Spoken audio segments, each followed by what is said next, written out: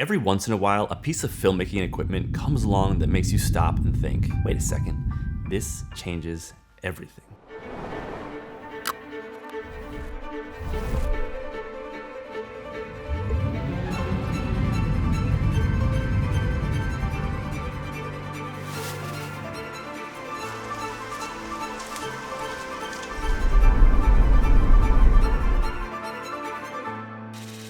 Throughout the history of film, there have been advancements in tools that allow filmmakers to create motion pictures in ways they never could before.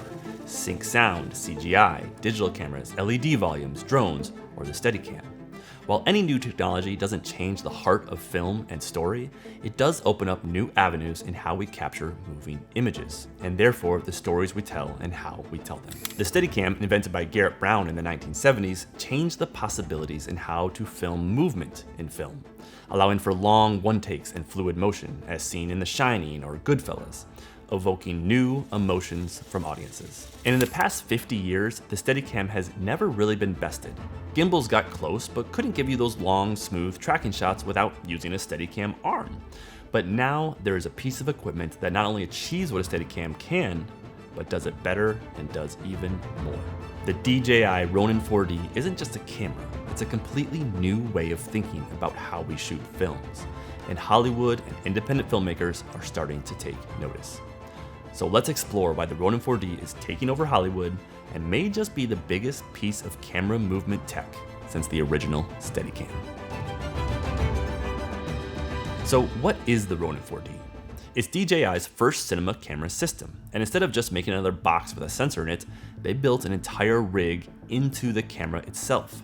Stabilization, autofocus, monitoring, focus pulling, transmission, even recording in RAW, all inside one body. And here's why that matters. Traditionally, to get shots that look this good and with this smooth of movement, you need a cinema camera mounted on a Steadicam operator, a focus puller, wireless monitoring, a large collection of batteries for all the accessories, plus 2 or 3 crew members to manage all of it. The Ronin 4D is saying, what if all that lived in one package?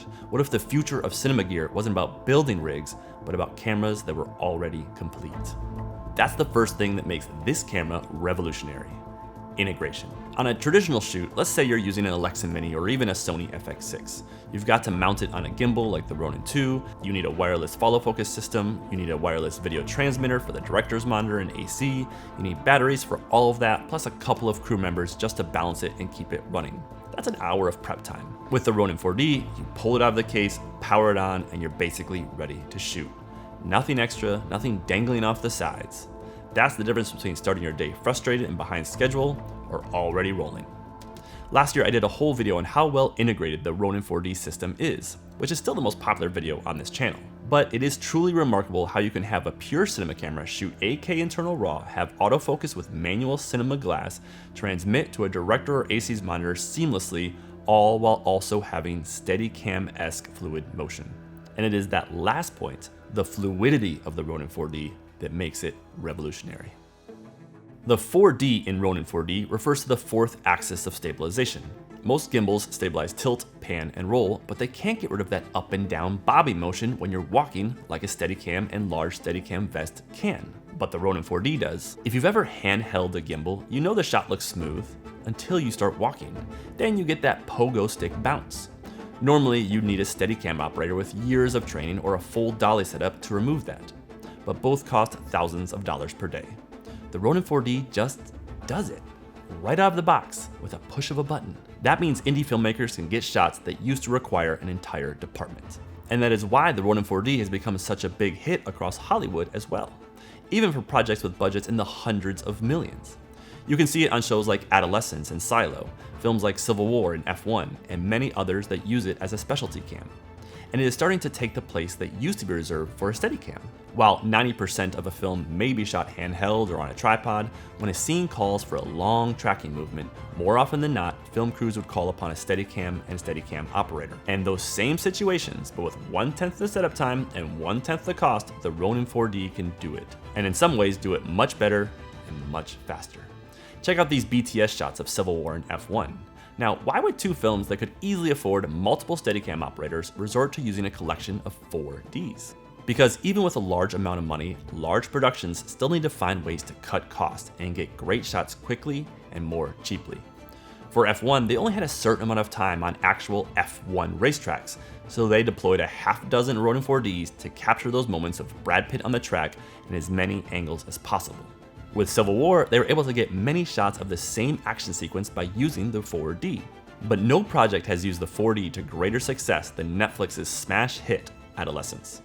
The show was almost tailor-made to showcase the 4D's strengths and the possibilities it offers. Adolescence was a 4-episode miniseries, where every single episode was a single take.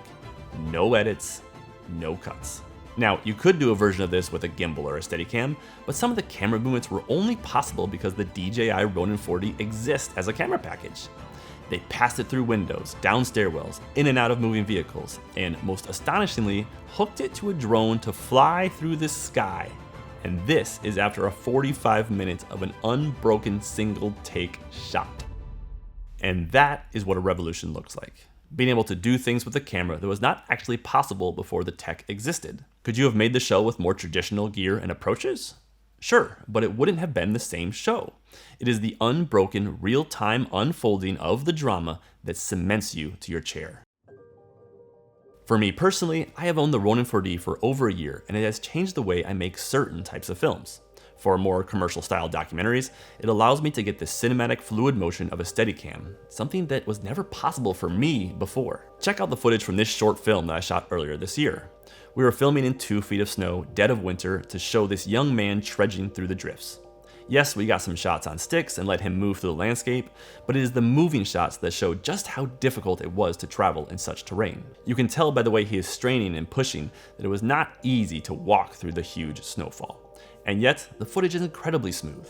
I am stomping through 24 inches of snow, barely able to keep my footing, and yet it feels like we are just floating along with our main character. In these types of situations, the Ronin 4D never fails, even if I do sometimes. I have so many shots from 2 separate feature documentaries where the Ronin 4D was able to capture shots I never would have been able to 2 years ago. Neither of these films are out yet, but imagine what you can do with a professional runner, or when flying down Florida waterways at 40 miles per hour. It's elegant, silky, smooth cinema. And let's be clear, this isn't a gimmick camera. It's a true cinema machine. We're talking full frame, 8K, internal RAW, more than 14 stops of dynamic range, and ProRes HQ. Put the footage side by side with something like a red Komodo or a Sony Venice. Sure, the Venice has a little more latitude, the Komodo has that red color science, but the Ronin 4D is not out of place. It looks cinematic, and the fact that it's also stabilizing and pulling focus at the same time, that's unheard of.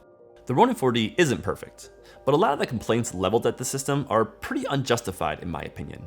A lot of people say it's too heavy, but compared to what? To an FX3? Sure. But compared to a Sony Venice or an Alexa Mini LF on a Steadicam, it's like holding an iPhone. It's expensive. I don't know. You can get an entire Steadicam-esque 8K package for under $10,000. That's cheap for what it is. It can't take lenses over 1 kilo. Sure, that's true, but with lens manufacturers shedding size and weight on their newest releases, there are now hundreds of great lens choices for the 4D. Perhaps the most important of these is my current favorite lens set, the Cooke SB3s. There are very few lens manufacturers that demand more respect than Cooke, and their creation of these mini cinema primes, the SB3s, have been a huge boost for the 4D system.